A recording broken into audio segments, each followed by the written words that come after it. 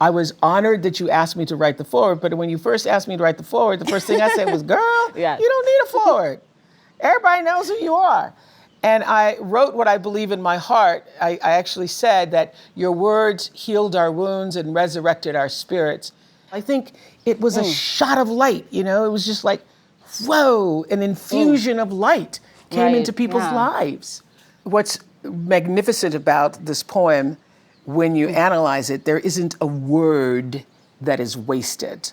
You know, I'm a poetry reader and have been for years, but my favorite passage or piece of the poem is when you say, we braved the belly of the beast.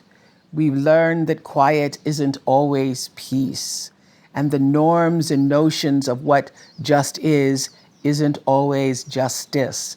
And yet the dawn is ours. Before we knew it, somehow we do it. Somehow we've weathered and witnessed a nation that isn't broken, but simply unfinished. I think that saying our country isn't broken, it's just unfinished is really hopeful. And hope is something we really need more of right now. And you obviously wanted people to feel that when you wrote this. What did you want the takeaway ultimately from the poem to be?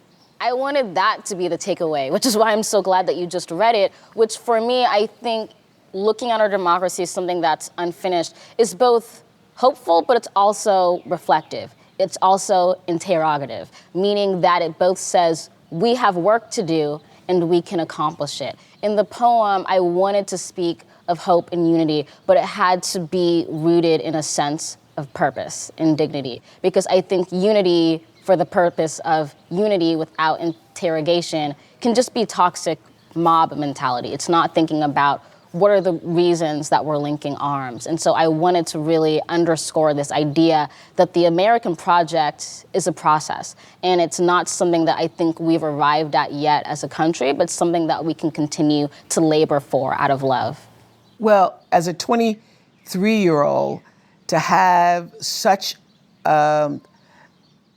discernment and great perspective on everything that's happened, and particularly everything that's happened in recent years with the country's divisiveness, how starkly divided we all have become, how cancel culture has affected almost everyone, how the world literally shifted in front of us during the pandemic, but you were able to do it in one poem. And yes, when you say, and yes, we are far from polished, far from pristine, but this doesn't mean we're striving to form a union that is perfect, which I think people need to be reminded of, because we keep hearing a more perfect union. We've heard that for years.